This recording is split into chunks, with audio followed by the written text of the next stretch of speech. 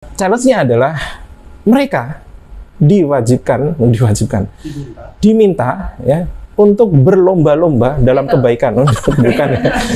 Berlomba-lomba battle dalam membuat konstruksi behel ala tukang behel.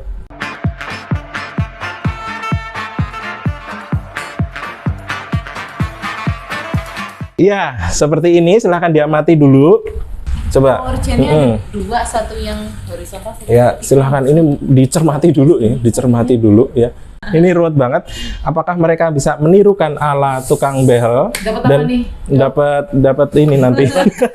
Dapat pasien kayak gini.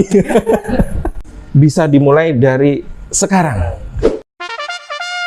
Wah, ini Dokter Vicky sudah mulai pasang power chain. Dokter Prima menyusul. Wah. Ya, ini pada nggak pakai sarung tangan, dia menirukan para tukang behel. Nah, ya disclaimer dulu nih, disclaimer dulu ketika ini saya ini zoom ya, jangan ditiru. Kalau kalian niru malah ya ini behel abal gitu. Kalau misalkan niru seperti ini, ya masuk ke circle-nya para tukang behel abal nih. Nah, kita lihat dulu nih. Semakin memimpin. Nah, luar biasa ini. Gimana Dokter Vicky? Victoria? Sudah selesai satu ini? Belum. Satu pakai tangan, satu pakai alat. Luar biasa, ini madhab masing-masing. Ya. Jangan ditiru. Jangan ditiru ya. Ini bukan referensi cara pasang behel secara medis, bukan referensi medis. Ini bagaimana Dokter Prima? Lebih gampang masang di model atau di pasien nih? Lebih gampang di pasien, Mas. Oke. Ya, Dokter Prima sudah jadi. Nah, ini mau milih warna kedua atau power chain kedua.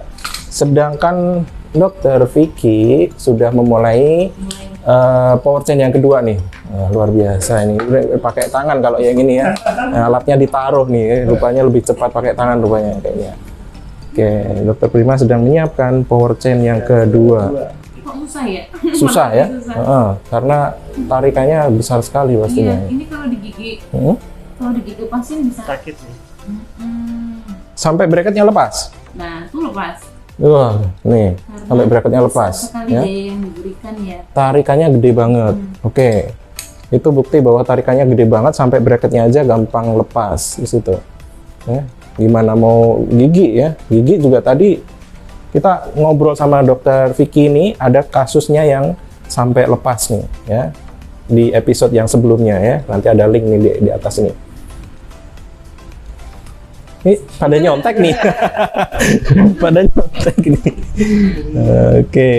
Nah, ini kerajinan tangan nih, bukan medis ini ya. Kerajinan tangan juga enggak kalau di tukang behel mah. Nah, ini kemalasan tangan. Dia juga nggak sekolah juga kan. Dokter Prima sudah sampai separuhnya untuk yang power chain kedua ya. Sekali lagi contohnya adalah seperti ini. Selesai. Wah, luar biasa. Stylish. Luar biasa. Tapi sangat deh. Iya. Oke. Nggak mirip juga sih. Gagal Karena juga ya. gagal juga. Ini gagal jadi tukang behel Anda ya. Waduh, ini kalau berhasil. Kalau berhasil apakah ini? Oke. Susah ternyata ya. Sebentar ya. Karena dipaksakan ya karetnya. Karena tarikannya ekstra, jadi ekstra power. Jadi memang ini bukan kekuatan yang proper seperti itu ya, kayak Dokter Vicky ya. Dua power chain, bayangkan ya, satu aja sakit gitu. Giginya malah bisa rusak atau bahkan bisa mati juga. Ya, bahkan bisa mati, bisa mati karena menerima gaya yang terlalu besar. terlalu besar. Dua power chain dalam satu rang, dan ini biasanya kalau di foto seperti ini, Dok, jadi ini behel yang baru dipasang gitu. Iya. Makanya dia difoto, kemudian diposting di Instagramnya gitu. Nah, padahal kan ketika behel itu baru dipasang, itu kan ada aturan-aturan yang mana tarikan juga nggak boleh seperti ini kan gitu. Betul. Ada tahap-tahapnya, step-stepnya. Kapan kita akan memakai power chain, kapan kita memakai power O, kapan kawat ukuran berapa sih yang harus kita gunakan saat kita memakai power chain juga ada aturan. Oke. Dan hanya rang atas. Nanti bisa-bisa rang atas ketarik nih. Lebih mencot ya, atau gimana itu? Malah jadi berjejal. Menyerah. Hah? Bagaimana, Dokter Prima? Menyerah? Kenapa harus menyerah? Berat sekali ternyata, ya, berat sekali. Itu Dokter Vicky tadi sudah selesai, tapi juga tidak bisa menirukan 100% karena ada kendala-kendala juga pastinya. Effortnya gede banget. Bagaimana? Mungkin dari Dokter Prima nih, pendapatnya tentang konfigurasi yang seperti itu? Itu konfigurasi yang seharusnya dilakukan, ya dikerjakan, karena kan untuk narik gigi kan kita ada apa namanya, gaya-gaya idealnya, gitu, optimalnya gitu. Nah, kita pastikan kalau konfigurasinya seperti ini mungkin berlebih kayaknya, sehingga akan bisa menimbulkan efek-efek samping terhadap gigi. Kemudian kalau misalkan Dokter Vicky ketemu pasien yang seperti ini, apa yang harus Dokter Vicky akan berikan advice-nya ke orang-orang yang pasang seperti ini? Langsung dilepas. Harus dilepas ya. Kenapa? Risikonya seperti apa? Yang tadi saya bilang bisa giginya karena menerima gayanya terlalu besar, giginya bisa jadi rusak atau giginya bisa jadi mati juga, itu nekros gitu. Makanya itu harus cepat dilepas biar gigi tidak terlalu lama mendapatkan gaya yang terlalu besar dari si bracket dan power chain tersebut. Kalau dari Dokter Prima sendiri tentang modifikasi karet seperti ini, itu kalau dari sisi ortodonti sendiri itu bagaimana pola pemakaian?